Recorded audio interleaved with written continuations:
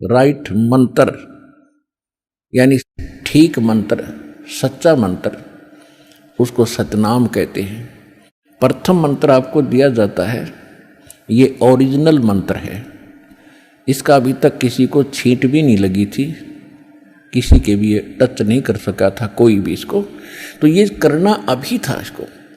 तो इसका भी जिसको मंत्र प्राप्त हो गया है, इसकी भक्ति करने से भी आपके, क्योंकि प्रथम और लास्ट मंत्र, इन 7 नामों के अंदर 7 जो आपको जाप करने के मंत्र दिए हैं, इनमें प्रथम और लास्ट मंत्र जो है ये पाप नाशक है, और बीच के जो मंत्र हैं इनसे आपकी पुण्य कमाई वृद्धि होती है, बढ़ती है। और पुण्यात्माओं, आज इस विश्व में कोई गुरु नहीं है इस दास के अतिरिक्त। सतगुरु की तो बहुत दूर की बातें हैं, वो गुरु भी नहीं है। जैसे रोगी है वो रोग ही स्वस्थ हो, जिसको पुत्र की संतान नहीं है वो संतान ही हो तो बात बने। अगर संतान भी आपको आवश्यक होगी देनी तो यही मिलेगी, पृथ्वी पर कोई नहीं देगा आपने। और जो आपका रोग निवारण होगा तो यही होगा, पृथ्वी पर कहीं होगा भी नहीं, और होगा ही होगा, रोग तो निवारण होगा ही होगा। बाकी संतान भी परमात्मा अगर चाहेगा तो सब कुछ कर सकता है। उसका एक लंबा इतिहास है, फिर बताऊंगा, ऐसी बात नहीं। यहाँ हजारों ऐसे प्रमाण हैं जिनके 10-10 वर्ष, 12-12 वर्ष और 15-15, 20-20 वर्ष ब्याह न हो गए थे और बच्चा नहीं था। सारे सब आजकल तो सारे जो है ना ये भौतिक और सारे ट्रीटमेंट हैं, ये भी करवा के छक लिए थे मालिक ने, उनको भी संतान दे दी। ये तो कोई बड़ी बात नहीं है, लेकिन हमारा आपका मूल उद्देश्य मोक्ष हो। अब क्या बताते हैं, ये हरे राम राम राम हरे हरे, श्री कृष्ण कृष्ण हरे हरे, राधे श्याम सीताराम, राधे राधे श्याम राधे, ओम नमः शिवाय, ओम भगवते वासुदेव नमः। ये गायत्री मंत्र, ये मोक्ष मार्ग के मंत्र नहीं है, ये व्यर्थ है, यूजलेस है।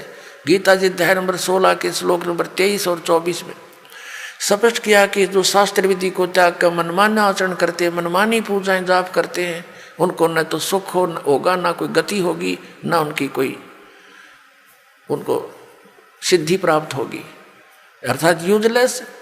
इसलिए 16वें अध्याय के फिर 24वें श्लोक में स्पष्ट किया गीता जी में, इससे तेरे लिए अर्जुन कर्तव्य और अकर्तव्य की अवस्था में कौन सी साधना करनी चाहिए और कौन सी त्याग देनी चाहिए। सदग्रंथों को आधार मानना, किसी के लोक वेद पर आधारित मत होना। तो श्रीमद् भगवत गीता हमारा आधार है भक्ति का, पवित्र वेद हमारा आधार है भक्ति का, साधना का। लेकिन पुराण हमारे सहयोगी हैं अध्यात्म ज्ञान को समझने के लिए।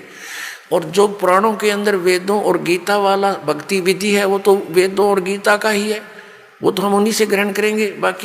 बाकी अन्य उसके अंदर उस ऋषि वक्ता, पुराण के वक्ता का अपने घर का ज्ञान है जो वेदों और गीता से नहीं मिलता, वो हमने स्वीकार नहीं करना। अब गीता ज्ञानदाता कहता मेरा एक ओम अक्षर है, नथिंग एल्स, और कोई जाप ही नहीं है। इसके अतिरिक्त कोई मंत्र जाप करता है वो अपने डले ढो रहा है, वो कंकर पत्थर इकट्ठे कर रहा है, लाल नहीं है। ये ब्रह्म सत्र का है। और इससे जो इसकी साधना करता हुआ अंत समय में शरीर छोड़कर जाता है तो परम गति को प्राप्त होता है। वो परम गति कौन सी है? ब्रह्मलोक। और गीता जी अध्याय नंबर 8 के श्लोक 16 में कहा कि ब्रह्मलोक पर्यंत, वहां तक गए हुए सभी पुनरावृत्ति के अंदर है।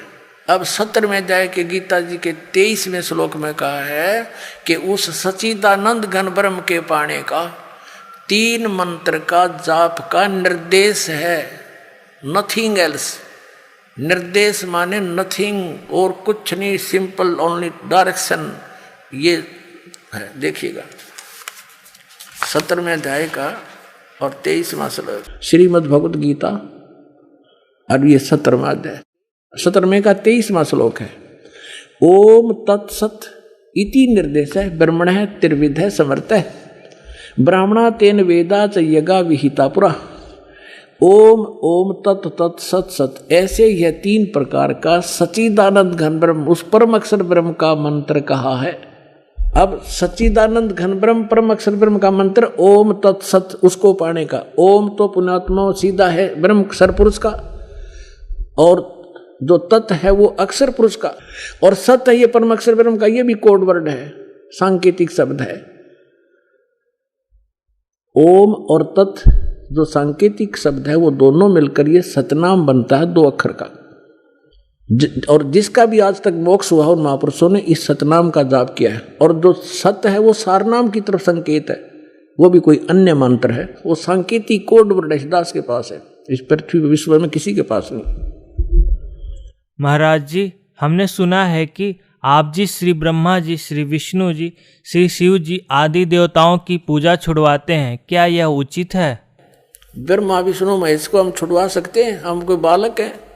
परमात्मा कबीर जी आदरणीय गरीबदास साहिब जी को सतलोक लेकर गए थे, वह सब सतीथि से परिचित करा कर, ब्रह्मा विष्णु महेश की सतीथि से परिचित करा कर वापस छोड़ दिया। उसके बाद उन्होंने कहा था, तीनों देवा कमल दल बसे, ये ब्रह्मा विष्णु महेश, प्रथम इनकी वंदना फिर सुन सतगुरु उपदेश। उनका था कि ब्रह्मा विष्णु ये तीनों देवा कमल दल में बसते, हमारे कमलों में, इन दलों में अंदर रहते हैं, और प्रथम इनकी वंदना, ये मंत्र जो करते हैं हम इनकी साधना करते हैं, और फिर सुन सतगुरु उपदेश, सतगुरु के ज्ञान को सुनो और उसका पूरा कंप्लीट कोर्स लो, तब ये बात बनेगी। अब ब्रह्मा विष्णु महेश हमारे कोई दुश्मन नहीं है। कई कहते हैं कि आपके गुरु जी तो ब्रह्मा विष्णु महेश को छुड़वाते हैं।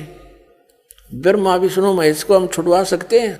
अब जैसे ऊर्ध्व मूलम अधः शाखम, ऊपर को जड़ वाला, नीचे को तीनों गुण रूपी शाखा वाला, उल्टा लटका हुआ संसार रूपी वृक्ष है। अब इसमें क्या है? ऊपर को जड़ता पूर्ण परमात्मा, नीचे को तीनों गुण रूपी संसार रूपी वृक्ष की शाखा है। तो क्या कोई शाखा को काट देगा बुद्धिमान व्यक्ति? पेड़ की शाखा को कोई काटने की कहेगा कि इसको तो फेंक दो काट के, फिर लटका के करेंगे बाकी का हम? तो कहने का भाव ये है कि जैसे परमात्मा कहा करते कि जैसे हमने भक्ति रूपी पौधा बीजना है और हम नर्सरी से कोई पौधा लाए, कैसे बीजेंगे? उसको गड्ढा खोदेंगे और उस गड्ढे में उसको जड़ों की तरफ से दबाकर मिट्टी में, फिर उस जड़ों की मूल की सिंचाई करेंगे। तो मूल की यानी जड़ की पूजा करेंगे हम, तो वो पौधा पेड़ बनेगा, उसकी टहनियाँ बड़ी बड़ी हो जाएंगी, तीनों गुण रूपी शाखा। तो उन शाखाओं का फल लगेगा, और फल के लिए हम सारा प्रोसेस अपना कर रहे हैं, फल प्राप्ति के लिए हम कर रहे हैं। तो वो हमने तोड़ने नहीं होते, हमने ऐसे करना है, अपनी way of worship according to the spiritual करना है, शास्त्रों के अनुसार करना। देखना, ये समझ लो हम एक पौधा लाए तो ये है बुद्धिमता। जड़ों को गमले में यानी मिट्टी में डाला, दबा दिया और पूजा शुरू कर दी, सिंचाई। ये जड़ कबीर परमात्मा है इस संसार रूपी वृक्ष की। अब ये हमने जड़ों को पूजना है, इन ब्रह्मा विष्णु महेश की पूजा नहीं कर। हम क्या कर रहे हैं? ऐसे कर रहे हैं। यह बता बालका वाला काम कर रखे हमने, हंसी नहीं आवे। हम ऐसी पूजा कर रहे हैं, उल्टा काम कर लिया हमने। ब्रह्मा विष्णु महेश को हम इष्ट रूप में पूज रहे हैं, गमले में ला दिए ब्रह्मा विष्णु महेश और ये पूजा कर रहे हैं। तो कोई क्या कहेगा? समझदार व्यक्ति ने कहा सीधा कर ले इसने, और वो लड़े, हट जा दूर, खबरदार तूने क्या कर दिया। अब देखो जड़ छोड़ दी हमने, अब जड़ ऊपर रहेगी तो भक्ति रूपी पौधा सूख गया।